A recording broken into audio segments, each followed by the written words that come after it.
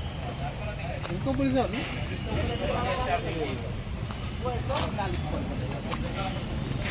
10 मिनिटात आलो मी 10 मिनिटात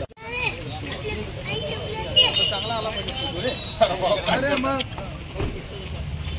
माझ्या रेकॉर्डला राहते प्रत्येकाचं फोटो पेपरमध्ये नाही देत आणि आला तरी काय कर हो गाडीची थांबा थांबा थांबा इकडे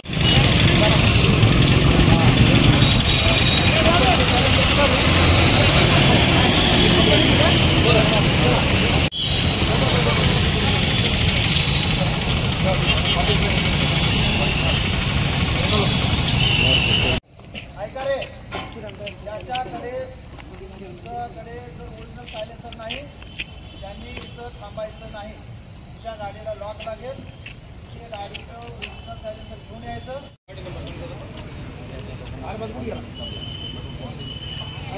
कोणाला तर पैसे द्या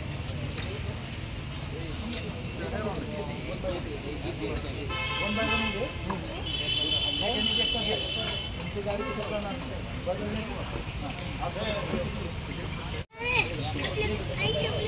चांगला आला पाहिजे अरे मग माझ्या रेकॉर्डला राहते प्रत्येकाचं फोटो पेपरमध्ये नाही देत आणि आला तरी काय कर हो गाडीची थांबा थांबा थांबा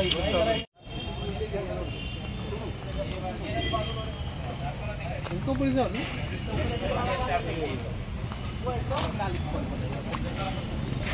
10 मिनिटात आलो मी 10 मिनिटात ऐका रे याच्याकडे जर ओरिजिनल सायलेन्सर नाही त्यांनी इथं थांबायचं नाही.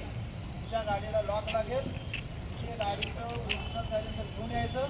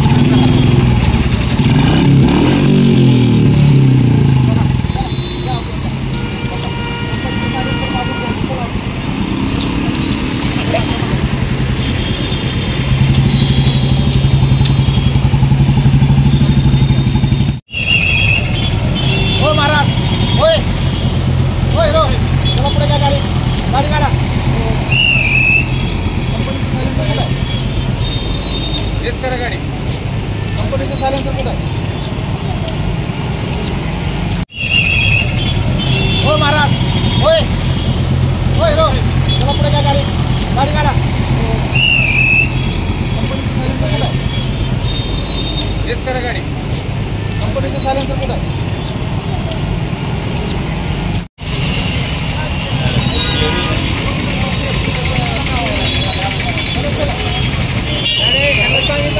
त्यांना काय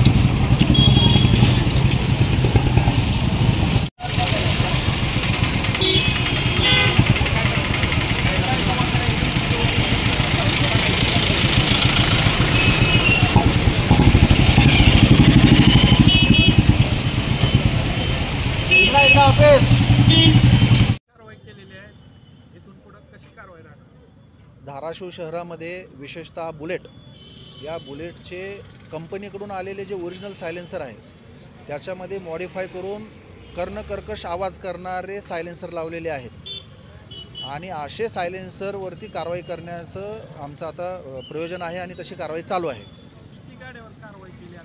आत्ता आज रोजी जवळपास 15 बुलेटवरती आपण कारवाई केलेली आहे।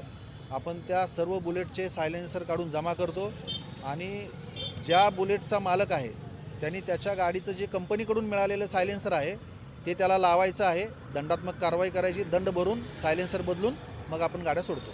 नेमकी काय कारवाई केलेली आहे सर? एक ध्वनी प्रदूषणाच्या वाढवण्याचं हे कारण आहे आणि ह्याच्यावरती आळा बसला पाहिजे। कर्णकर्कश आवाजामुळं बाकी इतर वाहनधारकांना त्याचा त्रास होतो आणि अशा आवाजामुळं ध्वनी प्रदूषण होतं आहे आणि नियमानुसार त्याच्यावरती आपण कारवाई करत आहोत। आणि येणाऱ्या शिवजयंतीला देखील माझं धाराशिव वाहतूक शाखेकडून आवाहन आहे, जे रॅलीमध्ये सामील होणारे जे वाहनं आहेत त्यांनी देखील आपले सायलेन्सर बदलून घ्यावेत, कंपनीचे ओरिजिनल सायलेन्सर लावावेत। कुणीही कर्णकर्कश आवाज करून शिवजयंतीसारख्या उत्सवामध्ये त्याला गालबोट लावण्याचं काम करू नये।